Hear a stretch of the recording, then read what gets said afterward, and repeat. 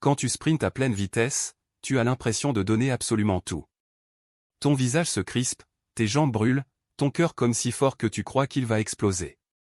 Et pourtant, même dans cet état de limite extrême, ton corps te retient encore. Oui, littéralement, ton cerveau t'impose un limiteur de vitesse. Un mécanisme de sécurité destiné à protéger tes tendons, tes muscles et tes articulations.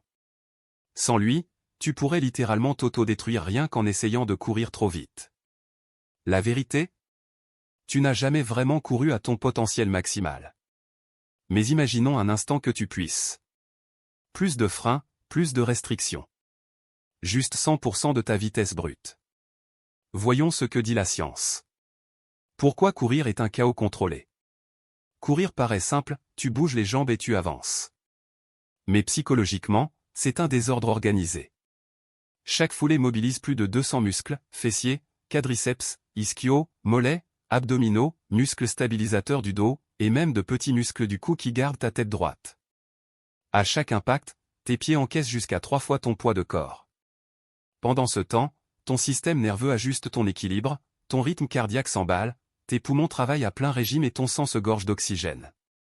Tout ça en quelques fractions de secondes. Mais voici le point clé, tes muscles ne sont jamais tous activés à 100%. Ton système nerveux central choisit quelle part de ta force tu peux utiliser. En pratique, tu n'utilises que 60 à 80% de ton potentiel. Pourquoi? Parce qu'activer 100% de tes fibres musculaires d'un coup serait catastrophique. Tes tendons céderaient, tes os subiraient des contraintes extrêmes, et certaines articulations pourraient littéralement sauter de leur axe. C'est ce qu'on appelle l'inhibition neuronale, une sorte de frein interne. Ton cerveau te dit en permanence. Oui, tu pourrais aller plus vite, mais tu ne survivrais pas à l'impact. Que se passerait-il sans limite?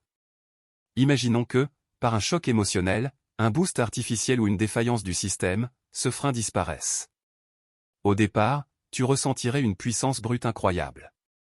Ton corps réagirait avec une intensité que tu n'as jamais connue. Mais très vite, les ennuis commenceraient. Scénario 1, déchirure musculaire massive. Tes fibres rapides, les fameuses fibres de X, exploseraient sous la charge. Les ischios et les quadriceps seraient les premiers à céder. Scénario 2, rupture du tendon d'Achille. Habituellement, il agit comme un ressort. Mais à force maximale incontrôlée, il pourrait claquer comme un élastique. Résultat, effondrement immédiat. Scénario 3, fracture de fatigue et dégâts articulaires. Tes muscles tireraient si fort sur tes os qu'ils pourraient les fissurer. Et chaque impact au sol serait amplifié, détruisant genoux, chevilles et hanches. Scénario 4, effondrement cardiovasculaire. Ton cœur pourrait dépasser les 200 battements par minute. Risque, arythmie, fibrillation, voire arrêt cardiaque. Scénario 5, panne du système nerveux. Recruter toutes tes unités motrices d'un coup viderait littéralement ton logiciel biologique. Tu perdrais coordination, vision claire, et finirais par t'écrouler. Et cerise sur le gâteau, risque de rhabdomyolyse, une destruction massive des fibres musculaires qui empoisonnent les reins. Bref, tu n'atteindrais pas l'arrivée, mais plutôt l'hôpital. Comment courir plus vite sans se détruire? Si tu veux progresser en sprint, la solution n'est pas de forcer le cerveau à lever les freins. Voici ce que la science recommande.